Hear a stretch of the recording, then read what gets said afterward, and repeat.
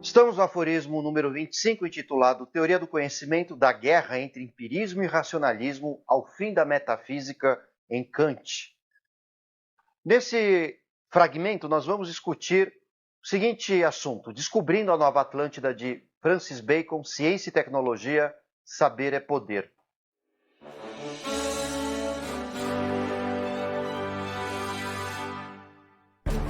Você que está nos vendo aqui no YouTube, faça a sua inscrição no nosso canal. E você que quiser saber sobre todos os demais fragmentos e muitos outros aforismos sobre Marx, Locke, Adam Smith, Weber, Durkheim, entre tantos outros filósofos, deusas e o feminismo, enfim, tem tanta coisa para a gente discutir. Entra lá no aforismo, dá uma olhada, dê uma olhadinha também ali, quais são os nossos assuntos. Tenho certeza que você vai gostar, uma metodologia muito interessante de estudos que nós desenvolvemos para você que tem pouco tempo de leitura, ou então quer ler, mas não está entendendo o texto direito, então a gente está aqui para ajudar vocês, né?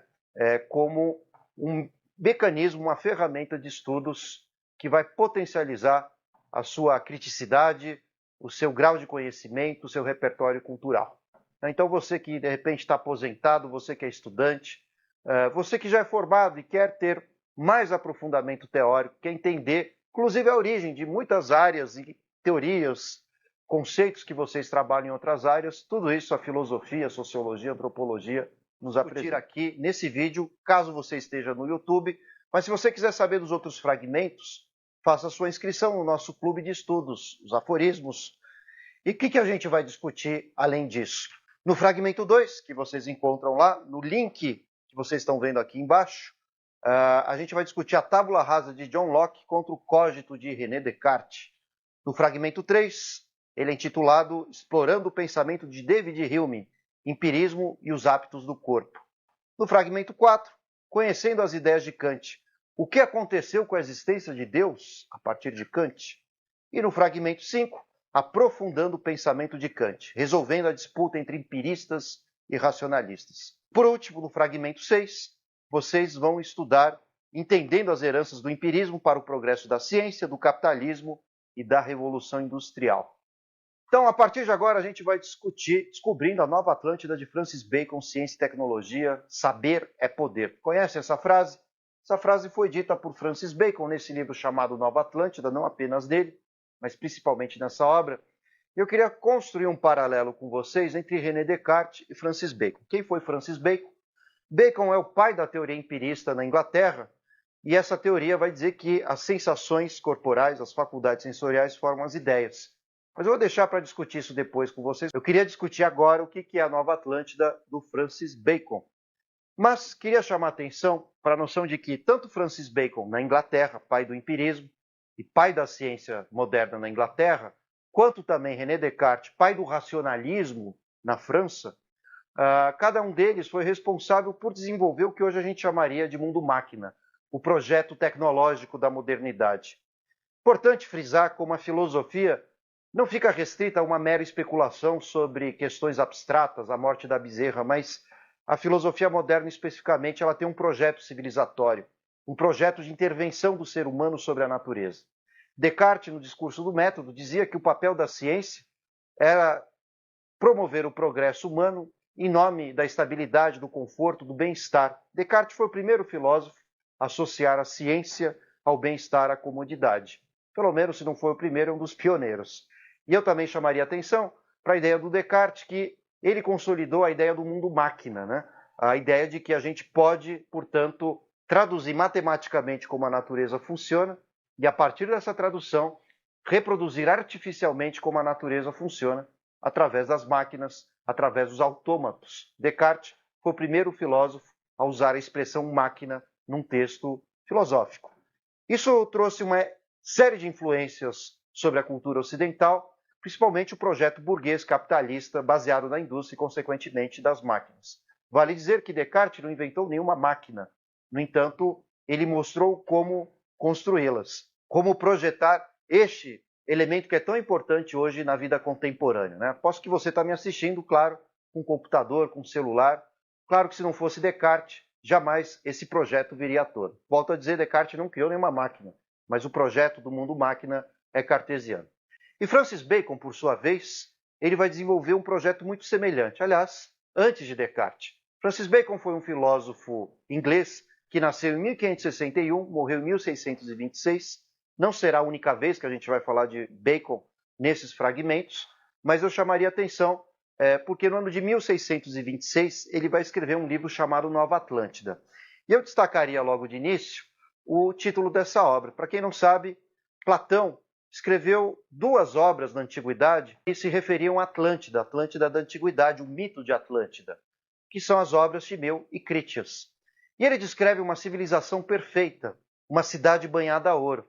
Mas todo mundo conhece a história de Atlântida e vocês já devem ter visto que Atlântida afundou.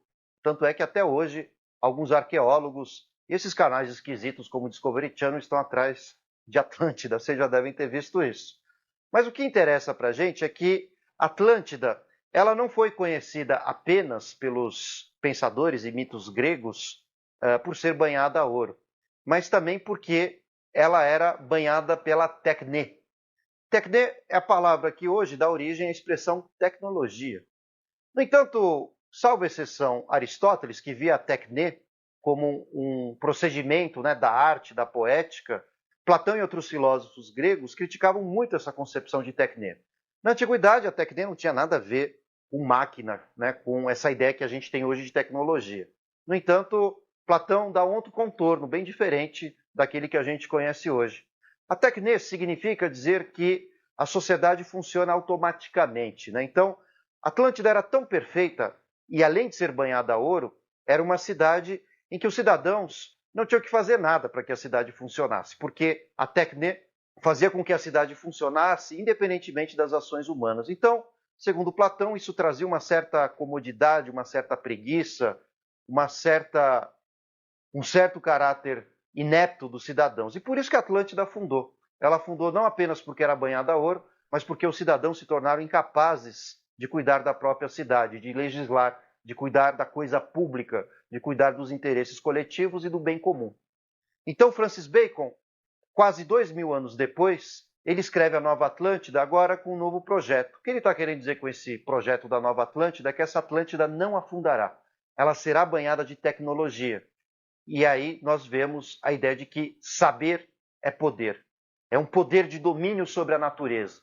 Aliás, era uma proposta idêntica de Descartes. Descartes queria transformar a humanidade em senhora da natureza, controlar o mundo, colocar o mundo na palma da mão, colocar o mundo à mercê das vontades humanas.